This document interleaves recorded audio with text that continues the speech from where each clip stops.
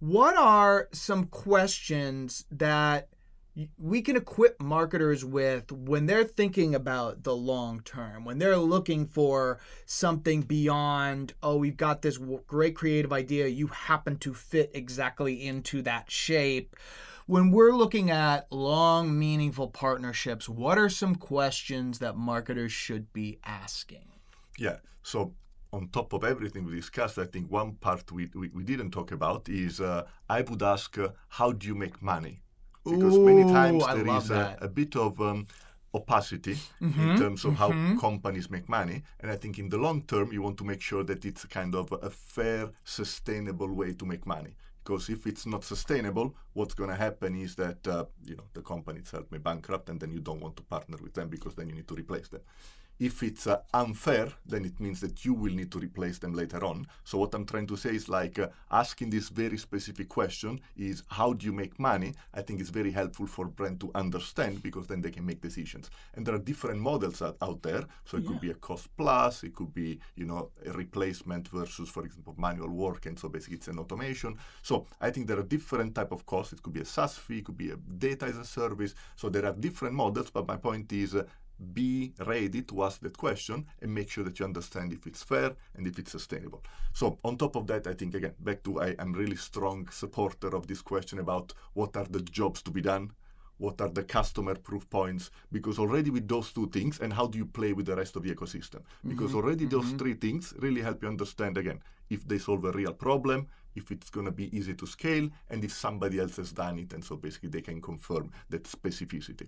So I think those are high level the things I would ask, and hopefully brands will be more comfortable approaching these discussions as well. Makes perfect sense. Maybe I will ask one more, Please, Mike, yeah, because go for it. Yeah. as I keep thinking, I Yeah, think there yeah. is one that is also we discussed before. It's like you don't go from first date to having three children, right? So you go from first date and then get married, etc. Right. There are some steps. Yeah, yeah, So what yeah. I'm trying to One would say, hope. is like going from a PowerPoint to a demo. As we said, it's easy, right? Because the demo is controlled. I Mm-hmm. think one key question is, do you have a playbook standard for a POC, a proof of concept? So Mm-hmm. what I'm trying to say is like you don't go again from a demo to $100,000 of contracts. Right. So is there a POC that I can run for whatever, 10, 15, $20,000, where I can get some data points on my ecosystem, on my data, so that I can really earn that confidence? So I think this is another thing that sometimes people don't ask, and I think asking early on. And I think what we said before, if the answer is a bit fuzzy, for me is a sign that they may have not done it many times. And Mm-hmm. I think I know many good startups or many good tech companies that really have a playbook, because ultimately you want to go from the slides to the demo to an actual implementation, which costs just 10K. So it's a low lift, but it's going to be super important to get that confidence and scale.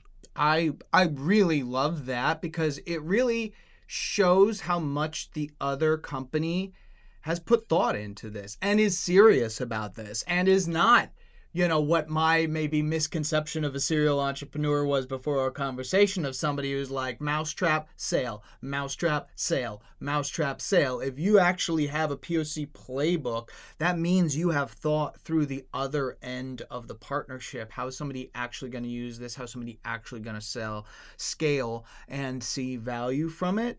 So I think they're fantastic questions, and I love the first one of just, so how do you make money? It's we so jump past that to like, ooh, what could this do? Ooh, what might we be able to do with integration of like, so how is this standing up? Like, how does this house Yeah. stand up on itself? That is just invaluable information and a really good look into the business and a pretty quick question there.